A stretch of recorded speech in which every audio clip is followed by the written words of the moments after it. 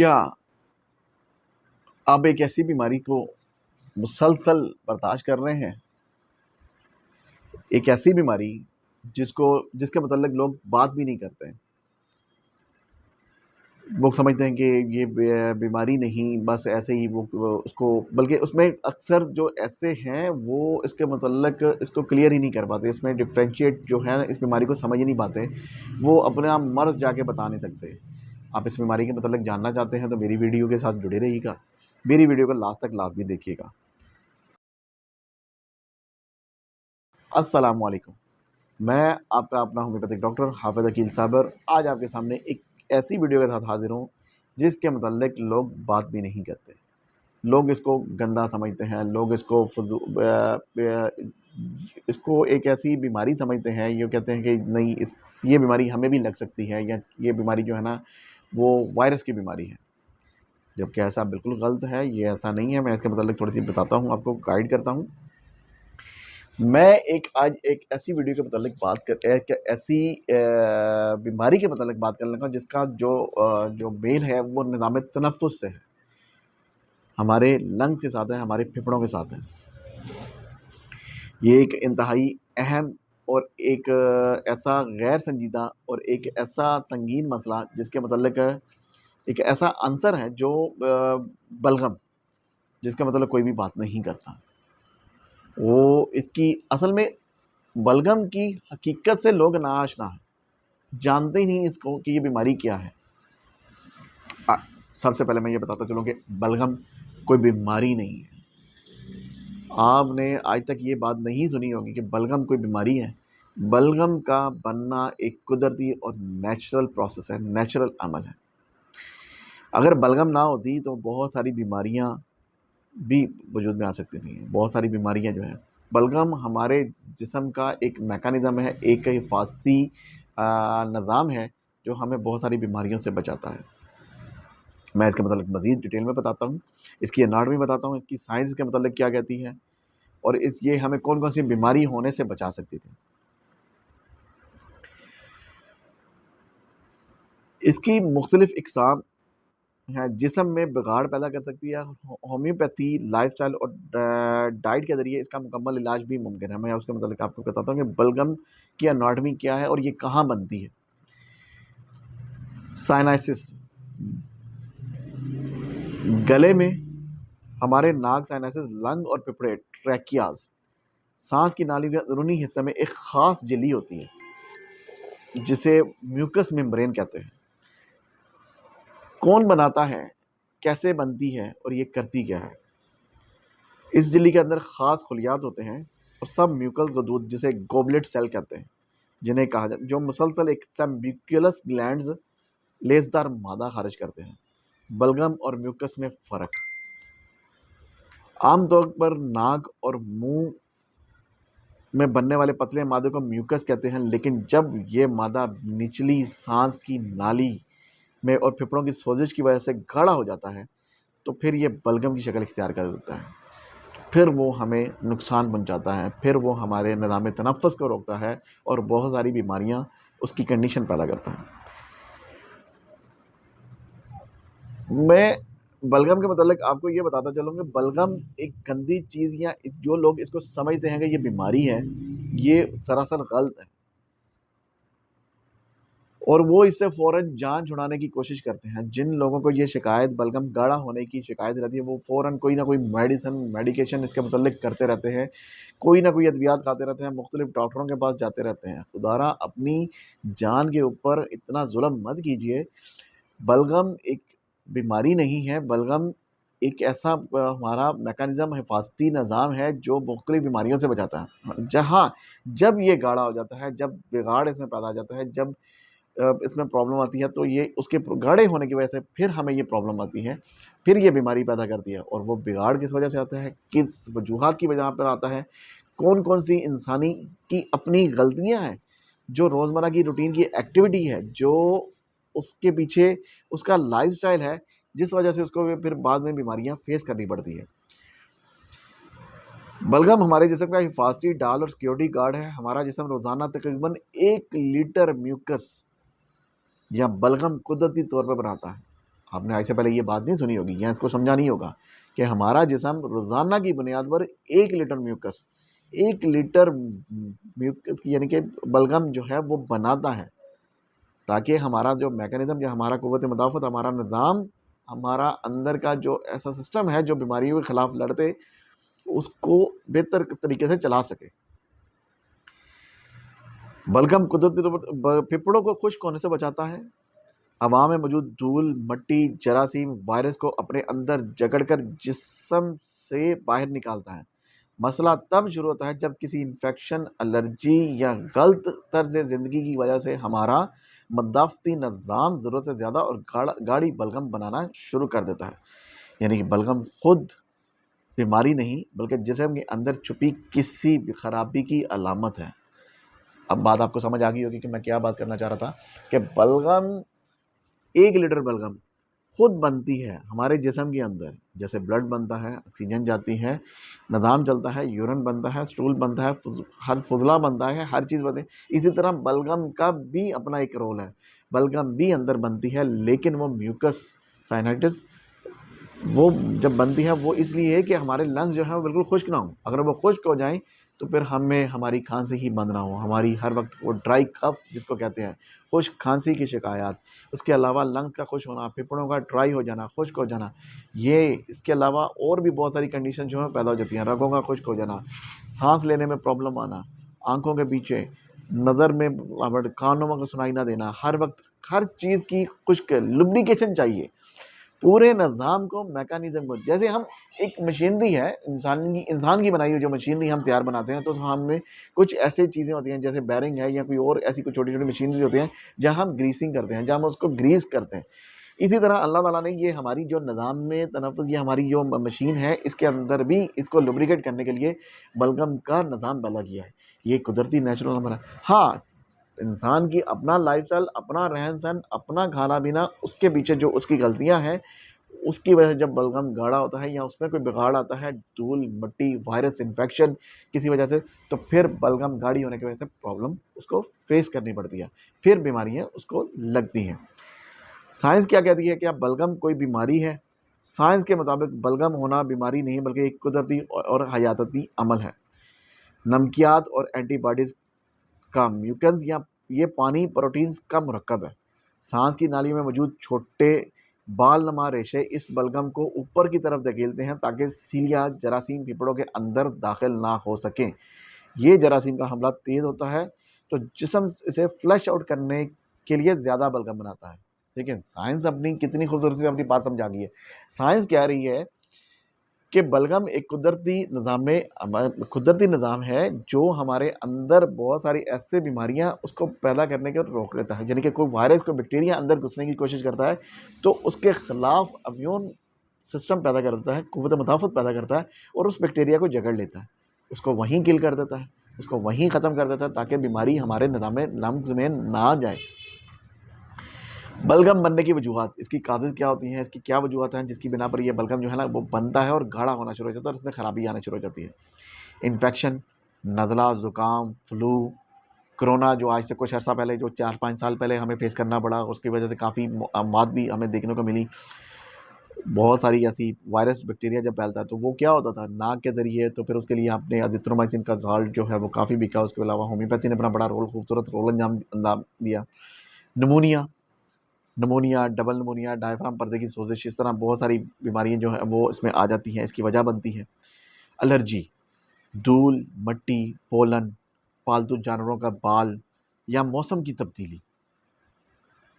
Allergy, धूल, मिट्टी, pollen, पालतू जानवरों के बाल या मौसम की तब्दीली, ये वजह बन सकती है। सिगरेट का धुआं, स्मोकिंग, तंबाकू नोशी नालियों को ख़राब करता है, जिससे दफ़ा के लिए कसरत से गाढ़ी बलगम बनना शुरू हो जाती है। अब आपको बात समझ खुल के आ गई होगी कि बलगम ऑलरेडी बन रहा है जिस्म में, लेकिन जब इसमें हम बाहर की कोई कज़ाफ़त या कोई ऐसी चीज़ इस्तेमाल करते हैं, तंबाकू नोशी करते हैं या कोई वायरस हमारे जिस्म के अंदर ऐड होना शुरू होता है, तो बलगम गाढ़ी होना शुरू हो जाती है। वो अपने आप को मज़ीद मजबूत करने की कोशिश करती है, तो उस वजह से वो बलगम गाढ़ी होती है, तो फिर वो प्रॉब्लम जो है वो हमें फेस करनी पड़ती है। यानी कि वो ख़ुद को अपना दफ़ा कर रही है। दफ़ा करने के बाद जो वो फिर हम क्या करते हैं, उस दफ़ा को बलगम को हम ख़त्म करने के लिए बहुत सारी एंटीबायोटिक लेने की कोशिश करते हैं, मुख्तलिफ डॉक्टरों के क्लिनिक का चक्कर लगाना शुरू करते हैं।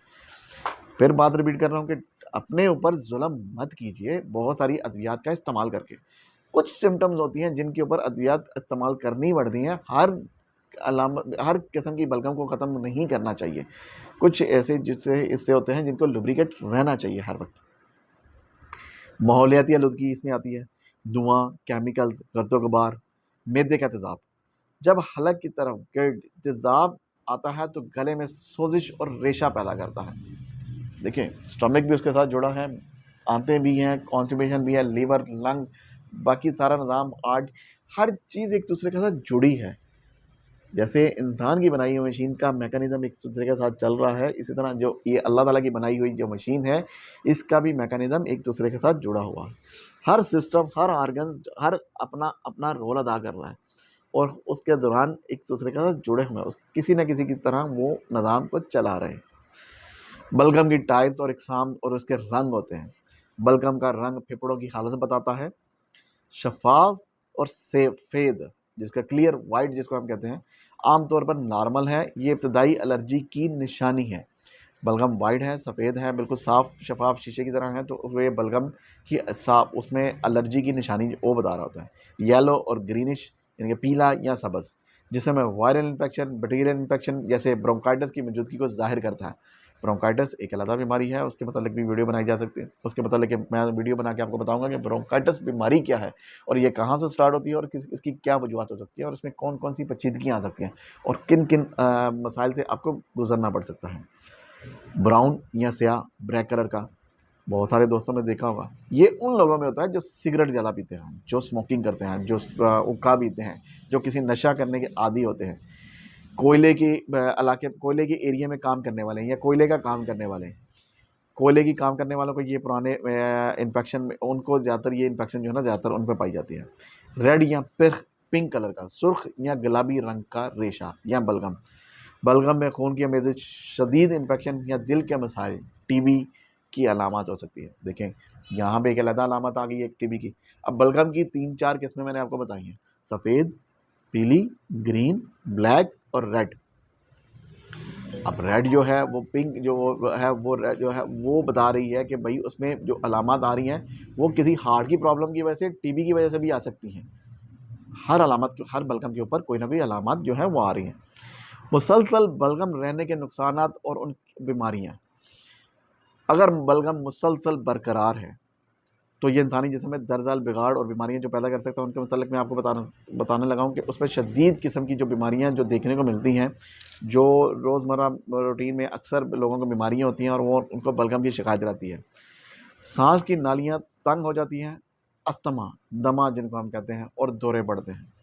COPD, फेफड़ों की दायमी बर्ज, क्रॉनिक ब्रोंकाइटिस, फेफड़े मुस्तकिल तौर पर कमज़ोर हो जाते हैं। बार बार खांसी करके, बलगम निकाल के, बलगम को अपनी क़ुव्वत मुदाफ़त अपने वो लड़ के या उसकी इम्यूनिटी इतनी कमज़ोर हो जाती है और ये वक्त के साथ साथ, उम्र के साथ साथ होता भी रहता है कि उसका अपना क़ुव्वत मुदाफ़त, अपना इम्यून जो है वो वीक हो गया है, मुदाफ़ती निज़ाम जो है वो वीक हो जाता है। क्रॉनिक ब्रोंकाइटिस, सांस की नालियों में मुस्तकिल सोजिश और जकड़न। साइनाइटिस, चेहरे की हड्डियों की जोड़, साइनाइटिस में बलगम जमने से शदीद सर दर्द रहता है। जिस्मानी बिगाड़, ऑक्सीजन की कमी, हर वक्त थकन, नींद का और फेफड़ों का इन्फेक्शन, स्लीप अपनिया, ख़राब होना का बार बार होना इसमें शामिल है। ये सारी बीमारियां, इस किस्म की बीमारियां जो हैं वो लग सकती हैं इंसान को। हिफाजती तदाबीर, लाइफस्टाइल और खुराक। अब कैसे अपनी इसको लाइफस्टाइल को चेंज करके अपनी इस बीमारी को ख़त्म कर सकते हैं, इसमें बेहतरी ला सकते हैं। किस चीज़ से बचें? जो आपने चीज़ें इस्तेमाल नहीं करनी, ठंडा पानी, दूध, डेयरी मसनूआत बलगम गाढ़ी करती हैं और तली हुई अशिया ये भी बलगम को गाढ़ा करने का बायस बनती हैं।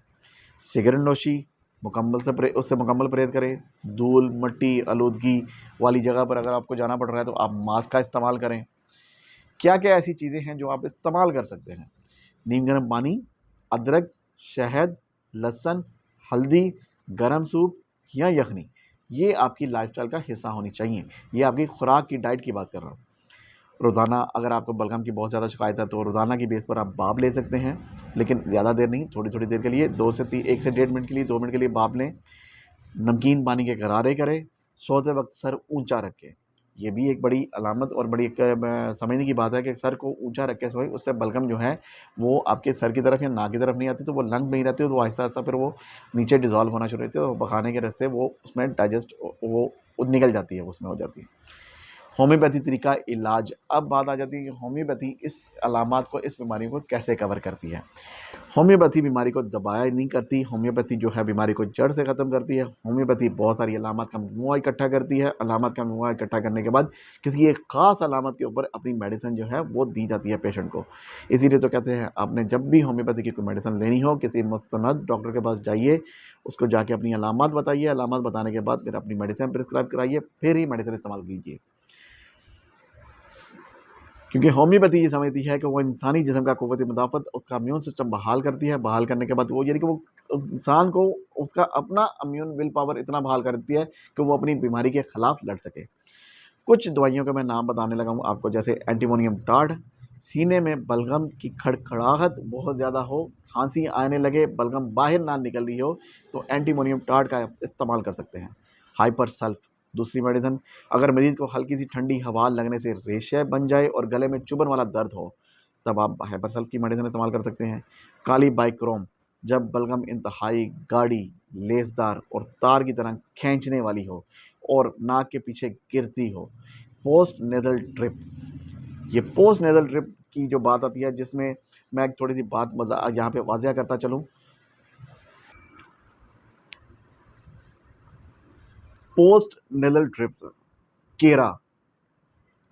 केरा और बलगम एक अलग-अलग चीज़ है। अब बलगम को केरा मत समझिएगा। केरे के मतलब मैं इंशाल्लाह आने वाले दिनों में एक वीडियो बना के आपको बताऊंगा कि केरा और बलगम में डिफरेंशिएट मैं करके बताऊंगा कि ये दोनों अलग-अलग हैं। इसके मतलब मैं थोड़ा सा आपकी वीडियो के लास्ट में बताता हूँ आपको कि इसमें फ़र्क क्या है। अभी मैं होम्योपैथी की मेडिसिन बता रहा था, काली बाइक्रोम है, जब बलगम इंतहाई गाढ़ी, लेसदार, मादा और तार की तरह खींचने वाला हो जाए, तो नाक के पीछे गिरती हुई बलगम को काली बाइक्रोम कवर करती है। ब्रायोनिया एल्बा जो मेडिसिन है, जब खुश्क खांसी खुश्क हो और दर्दनाक हो, सीने में जकड़न हो और हिलने जुलने से भी तकलीफ हो, तो ब्रायोनिया मेडिसिन जो है वो इस्तेमाल करवा सकते हैं। आर्सेनिक एल्बम, अगर बलगम एलर्जी, छींकों और सांस की तंगी के साथ रात को ज़्यादा तंग करे। देखिए मैंने आपको 4 से 5 मेडिसिन बताई हैं। हर मेडिसिन में हर मेडिसिन की अलामत उसमें डिफरेंशिएट देखिए, हर अलामत के ऊपर जो है फ़र्क आ रहा है। आपको अलामत के ऊपर भी फ़र्क बताया जा रहा है और उसके साथ साथ ये बताया जा रहा है कि उसकी मेडिसिन जो है वो ये बनती है, सिर्फ एक ही मेडिसिन नहीं है। इसलिए अपनी जान के ऊपर, अपने जिस्म के ऊपर अपने आप को अज़ाब देने, अपने आप को तकलीफ़ देने से और डॉक्टरों के पास या खुद से जो सेल्फ मेडिकेशन है वो करने से ज़रा परहेज़ कीजिए। अपने आप को आप समझते हैं कि बलगम जो है वो बीमारी है तो इसके लिए कोई मेडिसिन कर लेनी चाहिए। बलगम तब बीमारी की कंडीशन बनती है, वो बीमारी नहीं है, वो खुद को बचाने की कोशिश कर रही है। आपके निज़ाम को, आपके सिस्टम को, आपके निज़ाम तनाफ़ुस को आप कुव्वत इम्यून सिस्टम पैदा करती है, कुव्वत मुदाफ़त पैदा करती है, गाढ़ा होके अपने आप को दीवार को कह लें कि एक दीवार है, अब उसको वो खुद को मोटा कर रही है कि कोई बैक्टीरिया, कोई जरासीम अंदर ऐड ना हो, अंदर दाखिल ना हो, ताकि बीमारी किसी किस्म की कोई वायरस अंदर ना जाए। तो हम बहुत सारी ऐसी मेडिसिन लेके उसको ख़त्म करने की कोशिश कर देते हैं। इन्फेक्शन की मेडिसिन लें, पहले डायग्नोज तो करवाइए, मुआयना करवाएं, तशख़ीस करवाएं, डॉक्टर के पास जाएं। अब बात आ जाती है यहाँ पे कि थोड़ा सा मैं आसान लफ्ज़ों में इतना ही कहना चाहूँगा मैं आपको कि बलगम से परेशान होना छोड़ दें, अपने जिस्म को इसके कुदरती मुदाफ़ती निज़ाम का शुक्रिया अदा करें, लेकिन याद रखें आपकी सेहत आपके अपने हाथों में है। महंगी अद्वियात के पीछे भागने से बेहतर है कि आप अपनी रोज़मर्रा की ज़िंदगी में छोटी छोटी तब्दीलियाँ ले आएँ, जैसे नीम गर्म पानी का इस्तेमाल, रोज़ाना भाप लेना, सिगरेट नोशी का इस्तेमाल कम कर दें, बल्कि बंद ही कर दें। आलूदगी से परहेज़ करें। अगर जिस्म किसी बड़ी ख़राबी का इशारा दे रहा है और बलगम मुसलसल बरकरार रहे, तो नज़रअंदाज मत करें और फ़ौरन डॉक्टर साहब के पास लाज़मी जाएँ, अपना मुआयना करवाएँ, तशख़ीस कराने के बाद उसकी मेडिकेशन करें। आपकी सेहत आपके लिए और आपके ख़ानदान के लिए बहुत ज़रूरी है। अपनी सेहत के ऊपर जुल्म मत कीजिए। आप अपने ख़ानदान के लिए एक बेहतरीन अनमोल तोहफ़ा हैं। उम्मीद करता हूँ कि आज की वीडियो आपके लिए बाइस से बहुत फ़ायदेमंद साबित होगी। आपको ये मालूमात कैसी लगी हैं, आपको ये मेरी मालूमात कैसी लग रही हैं, इसके मतलब अपनी कीमती राय से मुझे ज़रूर आगाह करें। ये वीडियो मेरी आपको कैसी लगी है, इस वीडियो को इसकी में अपनी कीमती राय से ज़रूर आगाह कीजिएगा। अपना और अपनी लोगों की इर्द-गिर्द के लोगों की सेहत का ज़रूर ख़्याल रखें। मेरी वीडियो बनाने का मकसद मुझे एक इसी तरह मैं मेरी कुछ एक साबका कुछ वीडियोज़ थी, उनमें वीडियो में मुझे एक किसी ने कमेंट्स किया था कि बलगम के मुताबिक बलगम के ऊपर जो है वो वीडियो चाहिए या बलगम का क्या इलाज मुमकिन है होम्योपैथी में। तो उसके लिए मैंने होम्योपैथी की एक तो मुकम्मल वीडियो बना दी ताकि आवाम की आगाही हो सके, ताकि उस भाई की भी रहनुमाई हो सके, उसकी आगाही हो सके और उसके साथ-साथ बहुत सारे दूसरे लोगों की जो इस वजह से परेशान हैं, उनकी भी रहनुमाई हो सके। मेरी इस वीडियो को अपने दोस्तों, प्यारों, अज़ीज़ों, रिश्तेदारों के साथ लाज़मी शेयर करें ताकि वो भी इससे मुस्तफ़ीद हो सकें और फ़ायदा हासिल कर सकें। मेरी अब भी सेहत के मतलब मैं ऐसी मालूमाती वीडियो जो है वो मुसलसल बनाता रहूँगा। आप अपनी कीमती राय से मुझे ज़रूर आगाह करते रहिएगा। आप बलगम के मतलब या किसी बीमारी के मतलब भी अगर जानना चाहते हैं या उसके मतलब कोई सवाल करना चाहते हैं तो आप मुझे नीचे कमेंट्स कर सकते हैं। मेरे चैनल पर अगर आप नए हैं, मेरे चैनल को सब्सक्राइब नहीं किया, मेरे चैनल को सब्सक्राइब कर लें, बेल आइकन के बटन को लाज़मी प्रेस कर लें ताकि मेरी नई आने वाली मालूमाती वीडियो आप तक लाज़मी पहुँच सके। मिलते हैं इंशाल्लाह एक नई वीडियो के साथ। अपना बहुत सारा ख्याल रखिएगा। अल्लाह हाफ़िज़।